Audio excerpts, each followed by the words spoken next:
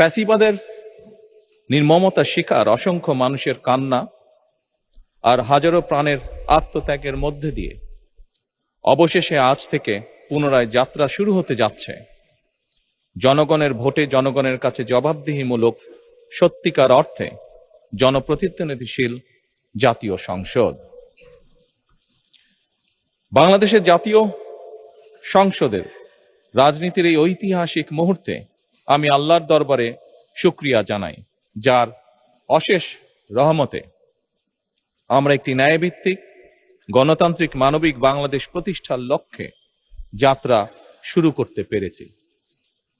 1971 সালের স্বাধীনতা যুদ্ধের থেকে শুরু করে 2024 সালের দেশ এবং জনগণের স্বাধীনতা রক্ষার যুদ্ধ সহ এই পর্যন্ত দেশে গণতন্ত্র এবং মানুষের অধিকার প্রতিষ্ঠার সংগ্রামে যারা শহীদ হয়েছেন, ত্রয়োদশ জাতীয় সংসদ শুরুর এই যাত্রা লগ্নে আমি তাদেরকে কৃতজ্ঞতার সঙ্গে স্মরণ করছি। এই আন্দোলন সংগ্রামে যেসব মায়েরা তাদের সন্তান হারিয়েছেন, যেসব সন্তানেরা তাদের প্রিয়জন হারিয়েছেন, যেসব পরিবার তাদের সন্তান স্বজন হারিয়েছেন, যেসব আহত মানুষকে তাদের স্বাচ্ছন্দ্যে জীবন হারাতে হয়েছে, যেসব মানুষগুলো নির্যাতন, নিপীড়ন, রাজনৈতিক হয়রানি কিংবা মিথ্যে মামলা শিকার হয়ে সর্বস্ব হারিয়েছেন, আমি তাদের সকলের অবদানকেও কৃতজ্ঞতার সঙ্গে স্মরণ করছি।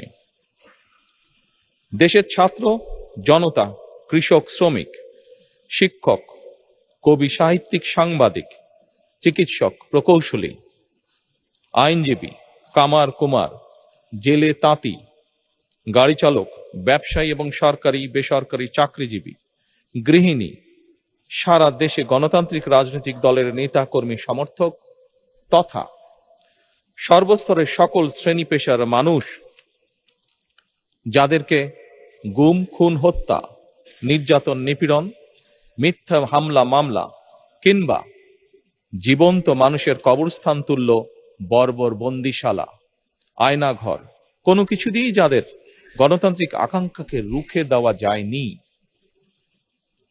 যাদের সাহসী ভূমিকায় দেশে পুনরায় গণতন্ত্র ফিরে এসেছে, আমি ত্রয়োদশ জাতীয় সংসদের এই যাত্রা লগ্নে দেশের স্বাধীনতা প্রিয় গণতান্ত্রিক আমি বীর ছাত্র জনতাকে জানাই অভিনন্দন।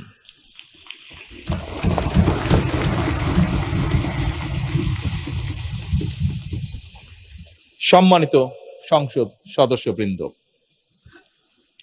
দেশনেত্রী মরহুমা বেগম খালেদা জিয়া জনগণের অধিকার প্রতিষ্ঠায় দেশে সংসদীয় গণতন্ত্র প্রতিষ্ঠা করেছিলেন, সংসদীয় গণতন্ত্রকে প্রাতিষ্ঠানিক রূপ দিয়েছিলেন।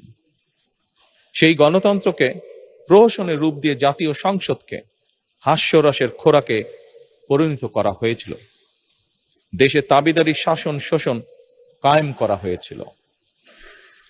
দেশে সংসদীয় গণতন্ত্র এবং জনগণের অধিকার পুনঃপ্রতিষ্ঠা করার জন্য দেশনেত্রী বেগম খালেদা জিয়া জীবনের শেষ দিন পর্যন্ত লড়াই করেছেন।